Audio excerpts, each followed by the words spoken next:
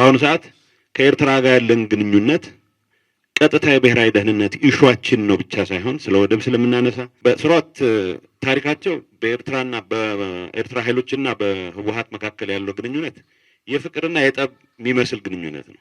የኤርትራን ጥያቄ የምንመልስበት ሂደት ከአጠቃላይ ህልውናችን ጋር ተያያዥነት ያለው መሆኑን አሱ ማድረግ ተገቢ ነው የሚል እምነት አለኝ። እሱ ነው አንድ መሰረታዊ መነሻ።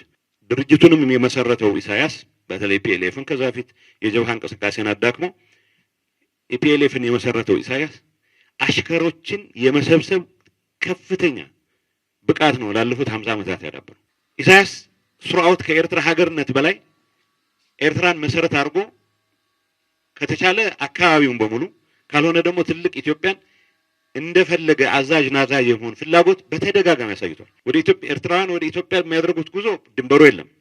ኢትዮጵያውያን ወደ ኤርትራ አቅጣጫ የሚያደርጉት ጉዞ ግን ድንበር አለ የማይታይ የሚከለከሉበት ይባላል። አይሮኒካሊ ደግሞ የህወሓት ጽንፈኛው አመራር ለኤርትራ ነጻነት ከፕሬዝዳንት ኢሳያስ ከራሳቸው ላይ ጥብቅና የሚቆምበት ሁኔታ ነው ያለው። ኤርትራ የሚለውን ስም ያወጣው ራሱ ፈርዲናንዶ ማርቲን የሚባል የኤርትራ ገዢ ተደርጎ በ1889 የተመደበ ጣሊያን ነው። ሜዲተራኒያን የሚባለው ሜዲተራኒያን ነው። ይሄ ኤሪትሪያን ሲ ነው የሚባለው የምስራቅ ባህር እንደማለት ነው።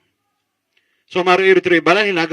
ኤርትራ የሚለው ቃል ግን ከሶች ጀምሮ እንደነበረ ለመስበክ የሚሞክረው የኢሳያስ አሰብ ወደብ መጠቀም በሚጀምርበት ሰዓት የኢትዮጵያ ሰራተኛ ነው ወደዛ የሚጎርፈው። የትራፊክ እንቅስቃሴ ክፍት በሆነ ሰዓት ኤርትራ ውስጥ ተዘግቶበት የሚኖር ወጣት አይኖርም። እንደ ደህንነት ስጋት ኤርትራ ልታመጣ የምችለውን ነገር በሚመለከት የራሴ ምልከታ ለማቅረብ ሞክራለሁ። እኔም እንደመነሻ አንድ የመጀመሪያው መሰረታዊ ነጥብ በቅርብ ጊዜ ታሪካችን ውስጥ ባለፈው 100 ዓመት በምንለው ታሪካችን ውስጥ የኢትዮጵያ መንግስታት መምጣትም ሆነ መሄድ መውደቅም ሆነ መነሳት ቀጥታ ከኤርትራ ጥያቄ አመላለሳችን ጋር ተያያዥነት አለው። አፄ ኃይለ ሥላሴ መንግስት ኤርትራን ጥያቄ ለመፍታት የሄዱበት መንገድ ለውድቀታቸው የራሱ አስተዋጽኦ አድርጓል። የደርግ መንግስት የኤርትራን ጥያቄ ለመፍታት የሄደበት ሂደት ለውድቀቱም ትልቅ አስተዋጽኦ አድርጓል። የኢህአዴግ መንግስት የኤርትራን ግንኙነት በሚመለከት የተከተለው አካሄድም ለራሱ ውድቀትም ትልቅ አስተዋጽኦ አድርጓል። በአሁኑ ሰዓት ከኤርትራ ጋር ያለን ግንኙነት ቀጥታ የብሔራዊ ደህንነት ኢሹአችን ነው ብቻ ሳይሆን ስለ ወደብ ስለምናነሳ ስለ ግንኙነት ስናነሳ ፕላስ ስለ ኤርትራ መንግስት ባህሪም ስናነሳ የሚታየው ብቻ ሳይሆን ከታሪክም አንፃር የኤርትራን ጥያቄ የምንመልስበት ሂደት ከአጠቃላይ ህልውናችን ጋር ተያያዥነት ያለው መሆኑን አሱ ማድረግ ተገቢ ነው የሚል እምነት አለኝ። እሱ ነው አንድ መሰረታዊ መነሻ። ሂስቶሪካሊ እንዳልኩት ለኢትዮጵያ መንግስታት መውደቅም መነሳትም ወሳኝ ፋክተር ሆኖ ረጅም ጊዜ አገልግሏል። በ1950 ፌዴሬሽን እንዲፈርስ ውይይት በሚደረግበት ሰዓት ኋላም መለስበታለሁ ይሄ ነገር ችኮላ እንዳይሆን የሚል ስጋት የነበራቸው አክሊሉ ሀብተወልድና ጸሐፌ ትእዛዝ ወልደ ጊዮርጊስ ነበሩና ይሄ ፌዴሬሽን የሚባል ይላሉ ጸሐፌ ትእዛዝ ወልደ ጊዮርጊስ እንደው ነገሩ ስላልገባን ፈርተነው ነው እንጂ በደንብ በውል ከተገነዘብነው ለኛ ብቻ ሳይሆን ለኤርትራ ብቻ ሳይሆን ለኡጋዴንም ለኦሮሞም ለትግሬውም መፍትሄ ሆኖ ሊመጣ ይችላል። ዋናው ስራችን መሆን ያለበት ህዝባችንን ማጥገብ፣ ህዝባችንን ማብላት፣ የታረዘ ህዝባችንን ማልበስ ነው። ተቻኩለን ካፈረስ ነው ሐማሴን ሸዋድሮም ተንኮለኛ ነው ብሎ ወደ ቂምና ወደ ቅሬታ የሚገባበት ሁኔታ ይፈጠራል። ህዝባችንን ያለበስን እንደሆን ግን ይላሉ ያበላን እንደሆነ ግን ይላሉ የነሱን መታረዝ የነሱን መራብ ግምት ውስጥ አስገብተው በራሳቸው ፍላጎት የሚቀላቀሉበት ሁኔታ እንፈጥራለን ይላሉ። እንግዲህ ይሄ ትንሽ ከእድሜው በጣም ቀደም ያለ ሐሳብ ነው። የጸሐፌ ትእዛዝ ወልደ ጊዮርጊስ ጃንሆይ ቸኩሉ ስለነበረ ፌዴሬሽኑን ለማፍረስ አልተቀበሏቸውም ብቻ ሳይሆን በጠዋት በራዲዮን የሰሙት የአርሲ ጠቅላይ ግዛት እንደራሴ ሆነው መሾማቸውን እንጂ ትልቅ ባለስልጣን ነው የነበሩት ጸሐፌ ትእዛዝ ወልደ ጊዮርጊስ። ታሪካችን ውስጥ የኤርትራን ጥያቄ ሃንድል የምናደርግበት መንገድ ምን ያክል ትልቅ ኢምፓክት እንደነበረው አሁን ባለንበት ሁኔታ ቀጥታ ፊታችን ላይ የሚጋርጠው የደህንነት አደጋ አለ። ብዙ ትንታኔ የማይፈልግ ራሱ የኤርትራ ሀገረ መንግስት ምስረታ ሂደት ራሱ ኢትዮጵያን በማፍረስ ኢትዮጵያን በማዳከም ላይ የተመሰረተ ነው። ይሄ በሚስጥር የሚያዝ ሳይሆን በአደባባይ የሚነገርለት ነው። ኤርትራን ወደ ነጻነት እንቅስቃሴ ያስገቡት ኃይሎች የኢትዮጵያ መዳከም የሚፈልጉ ኃይሎች ናቸው። በሂደት ኤርትራውያን ትግል ውስጥ በመግባታቸው ሀገር ሆነው ዩፎሪያውም የቱንም ያክል በሀገር ፍቅር ስሜት ላይ የተመሰረተም ቢሆን የኤርትራ የሀገርነት መቀጠልና ለመቀጠል ካልኩሌሽን ሁሌም ኢትዮጵያን ከማዳከም ጋር ተለያይቶ አይታይም። ጤነኛ ግንኙነት አለን ብለን ባመንበትም ዘመን ሳይቀር የኤርትራ ህልውና መረጋገጥ በአደባባይ ከኢትዮጵያ መዳከም ጋር የሚያያዝ ነው። ይሄንን ግምት ውስጥ ስናስገባ ታሪኩን በተወሰነ ደረጃ ማንሳት ተገቢ ነው የሚል እምነት ስላለኝ ነው። በስርዓት ታሪካቸው በኤርትራና በኤርትራ ኃይሎችና በህወሓት መካከል ያለው ግንኙነት የፍቅርና የጠብ የሚመስል ግንኙነት ነው። የጋራ ዓላማ አለን ባሉበት ሰዓት ተባብሮ ይሰራሉ። አንዱ የዛኛውን ዓላማ ሊጋፋ በሚሞክርበት ሰዓት ወደ ጠብ ኢቭን በትጥቅ ትግሉ ጊዜ ተመሳሳይ የጠቡም የግጭቱም ጥልቀት መጠን ይለያይ ይሆናል እንጂ ኤሴንሻሊ መርህ ላይ ፖሊሲ ላይ የተመሰረተ ተብሎ ሊቀመጥ የማይችል ግንኙነት ነው የነበረው። የቲፒኤልኤፍ ምስረታ ላይ ኢፒኤልኤፍ የነበረው እገዛ እንደተጠበቀ ሆኖ ቲፒኤልኤፍን ሙሉ በሙሉ ለመቆጣጠር የነበረው ፍላጎት ቲፒኤልኤፍ ደግሞ ከዚህ ለቁጥጥር ላለመገዛት የነበረው ዝንባሌ ግምት ስናስገባ ግንኙነቱ እንደየ ሁኔታው የፌር ዌዘር ፍሬንድሺፕ ነው የሚባለው በእንግሊዝኛ። በመጥፎ ጊዜ በጣም አደጋ ላይ የሚወድቅ ግን የጋራ ዓላማ አለን በሚያስቡበት ሰዓት ሞቅ የሚል ግንኙነት ነው የነበረው። ፕሬዝዳንት ኢሳያስ ድርጅቱንም የመሰረተው ኢሳያስ በተለይ ፒኤልኤፍን ከዛ በፊት የጀብሃ እንቅስቃሴን አዳክሞ ኢፒኤልኤፍን የመሰረተው ኢሳያስ አሽከሮችን የመሰብሰብ ከፍተኛ ብቃት ነው ላለፉት 50 ዓመታት ያዳበረው። ኢሳያስ ከኢትዮጵያ ጋር በ2018 እንደ ጠቅላይ ሚኒስትር አብይ ወደ ስልጣን ከመጡ በኋላ የሰላም ስምምነት ተፈራርሞም ሳይቀር ጸረ ኢትዮጵያ ኃይሎችን ከአስመራ ያስወጣል። በሆነ ሰዓት እንደሚጠቅሙት ያምናል። ተጨማሪ ሰዎችን የሚፈለፍላል እንጂ ከኢትዮጵያ ጋር ሰላም ፈጥሬያለሁ በሚል በራቸውን የሚዘጋበት ሁኔታ የለም። የሱዳን የሚፈለፍላቸው በርካታ ኃይሎች አሉ። የደቡብ ሱዳን የሚፈለፍላቸው በርካታ ኃይሎች አሉ። አንድ ወቅት የስሪላንካ ኃይሎች ሳይቀር አስመራ ውስጥ አስቀምጦ ሲንቀሳቀስ የነበረው ከዚህ አንጻር ከ1983 ወደ ስልጣን መምጣት የኢህአዴግ ስልጣን መምጣት በኋላ ኢሳያስ አሽከሮችን የመሰብሰብ ሂደቱን አላቆመም።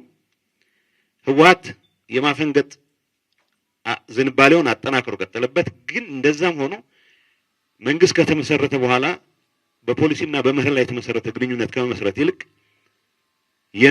በበረሃ የነበረውን የውሸት የመተማመን መንገድ እንደ ትልቅ ነገር ተቆጥሮ የመቀጠል አዝማሚያ ነው። እሱ ምን ያክል ዋጋ እንዳስከፈለን ኋላ መለስበታለሁ። ኢሳያስ ስርዓት ከኤርትራ ሀገርነት በላይ ኤርትራን መሰረት አድርጎ ከተቻለ አካባቢውን በሙሉ ካልሆነ ደግሞ ትልቅ ኢትዮጵያን እንደፈለገ አዛዥ ናዛዥ የሆነ ፍላጎት በተደጋጋሚ ያሳይቷል። ቅድም ዘሪሁን ያነሳው ፋቲህ ዕርዋ በ1990 ዓመተ ምህረት ከካርተር ፕሬዝዳንት ካርተር ጋር ተነጋግረን ኢሳያስ ኤርትራን ከሚገነጥል ለምን ኢትዮጵያ መሪ አይሆንም የሚል ሐሳብ ቀርቦለት በህይወቴ እድሜ ልኬን ሳቆይ የዛን ያክል ፈገግ ብሎ አያውቅም ነው የሚለው ፋቲህ። በቅርብ ጊዜ ሞቷል። እንደዛን ቀን የተደሰተበት ጊዜ የለም ነው የሚለው። ያስቸገሩት እነ መስፍን ሐጎስ ናቸው። እንዴ ለነጻነት ያን ሁሉ ዋጋ ተከፍለን። ምክንያቱም የኤርትራ የነጻነት እንቅስቃሴ ኦልሞስት ሮማንቲክ ነው የሆነው። በተግባር ሀገርነት የሚያመጣው ጥቅም ላይ ከማተኮር ይልቅ ዘፈኑና ግጥሙ ቀረርቶ ኢንፎርም ያደረገው ሮማንቲክ ሙቭመንት ሆኖ ነው መጨረሻ ያለቀው። በዛ ምክንያት ኢትዮጵያ ጋር በመዋሃድ ሊገኝ የሚችለውን ጥቅም ከማሰብ በላይ ኤርትራ ሀገር ሆና ኤርትራን ለብቻቸው ይዘው ኢትዮጵያና አካባቢውን ግን እንደፈለጉ እየተንቀሳቀሱ በህግ ሳይገደቡ ዶክተር ተፈስተ ነጋሽ የሚባል ኤርትራዊ በኢትዮጵያ አንድነት የሚያምን አንድ ወቅት እንደገለጸው የኢሳያስ ዋን መሰረታዊ ፍላጎት ድንበር የለሽ ግንኙነት እንዲኖር ማድረግ ነው ይላል። ኢሳያስ ተደጋሚ ይል ነበር። ድንበሩ ግን ከኤርትራ በኩል አለ። ወደ ኢትዮጵያ ኤርትራውያን ወደ ኢትዮጵያ የሚያደርጉት ጉዞ ድንበሩ የለም። ኢትዮጵያውያን ወደ ኤርትራ አቅጣጫ የሚያደርጉት ጉዞ ግን ድንበር አለ፣ የማይታይ የሚከለከሉበት ይባላል። ስለዚህ ኢትዮጵያ ኤርትራ የግላችን ኢትዮጵያ የጋራችን የሚል አፕሮች በአደባባይ ነው ሲያራምደው የነበረው። ስለዚህ ፖሊሲና መርህ ላይ የተመሰረተ ግንኙነት ለመፍጠር የተደረገው እንቅስቃሴ እጅግ በደካማ ስለነበረ እንዳልኩት ፕሬዝዳንት ኢሳያስ ከኤርትራ ሀገርነት ይልቅ የኤርትራን ሀገርነት መሰረት በማድረግ አካባቢው ላይ አድራጊ ፈጣሪ የመሆን ፍላጎታቸው እጅግ ከፍተኛ ነው። አይሮኒካሊ ደግሞ የህወሓት ጽንፈኛው አመራር ለኤርትራ ነጻነት ከፕሬዝዳንት ኢሳያስ ከራሳቸው በላይ ጥብቅና የሚቆምበት ሁኔታ ነው ያለው። ምን ያክል ዋጋ እንዳስከፈለ በሂደት በመርህ ላይ ተመስርቶ ማቀራረብ የሚያስችል በህዝብ ለህዝብ ግንኙነት በዲፕሎማሲ ተቀራርቦ የጋራ ጥቅም ማረጋገጥ የሚቻልበት ጉዳይ ላይ ከመስራት ይልቅ በብዙ መልኩ የኢትዮጵያን አስፒሬሽንን አደጋ የደቀነበት ለኤርትራ ነጻነት ከኤርትራ ኃይሎች በላይ ጥብቅና የመቆም አዝማሚያ እንደነበረ ይታወቃል። ሀገር ሲመሰረት ኤርትራ እንዳልኩት ሮማንቲክ ኮንሰፕት ነው የተመሰረተው። ብዙ ጊዜ ሀገራት የሚመሰረቱት ታሪክ አለ። ፖፑሌሽኑ በጋራ ስነልቦና የጋራ አሰፋፈር ግምት ውስጥ በማስገባት ሀገራት ትመሰርታለ። ኤርትራ በኔቸሩ አርቲፊሻል ኤንቲቲ ነው። እንደ ብዙዎቹ የአፍሪካ ሀገሮች ኮሎኒያሊስቶች ሃፓዛርድሊ የፈጠሩት ካርታ የወለደው ሀገር ነው።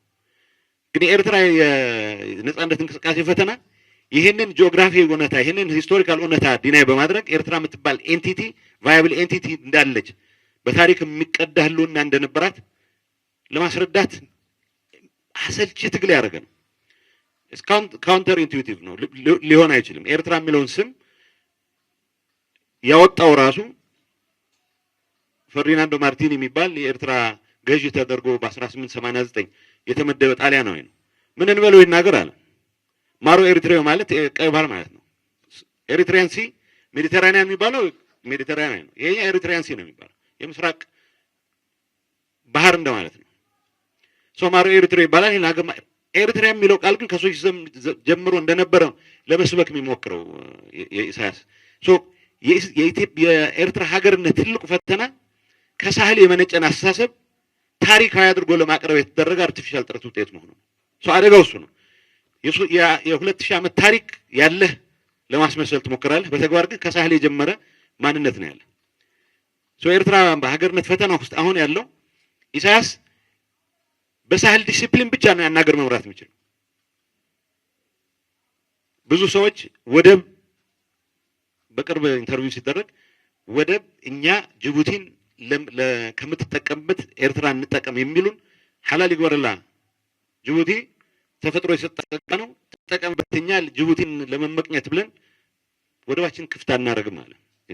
አሁን ሀገር የሚመራ ሰው ስለ ሀገራዊ ጥቅሙ ነው ማሰብ የሚጠበቅበት። ግን በጥብቅ ዲሲፕሊን በሳህል ዲሲፕሊን ሊመራው ከሆነ አሰብ ወደብ መጠቀም በሚጀምርበት ሰዓት የኢትዮጵያ ሰራተኛ ነው ወደዛ የሚጎርፈው። የትራፊክ እንቅስቃሴ ክፍት በሆነ ሰዓት ኤርትራ ውስጥ ተዘግቶበት የሚኖር ወጣት አይኖርም። ስለዚህ ኤርትራን አፍኖ የማስተዳደር ፍላጎቱ ተግባራዊ ማድረግ የሚችለው እነኚህን የተፈጥሮ ሀብቶችንም ጭምር ጥቅም ላይ እንዳይውሉ በማድረግ የኤርትራ ሀገርነት እንደ ሀገር ያለበት ፈተና አርቲፊሻል ኤንቲቲ ነው ብቻ ሳይሆን ኢሳያስ ደስፓይት የሚተነትኑት ብዙ አይነት ታሪክ በሳህል ሜንታሊቲ በሳህል ቫልዩስ ላይ ተመስርቶ ሊያስቀጥለው የሚፈልግ ሀገር ነው። በእንደዚህ አይነት ሜንታሊቲ የሚቀጥል ሀገር ደግሞ የለም።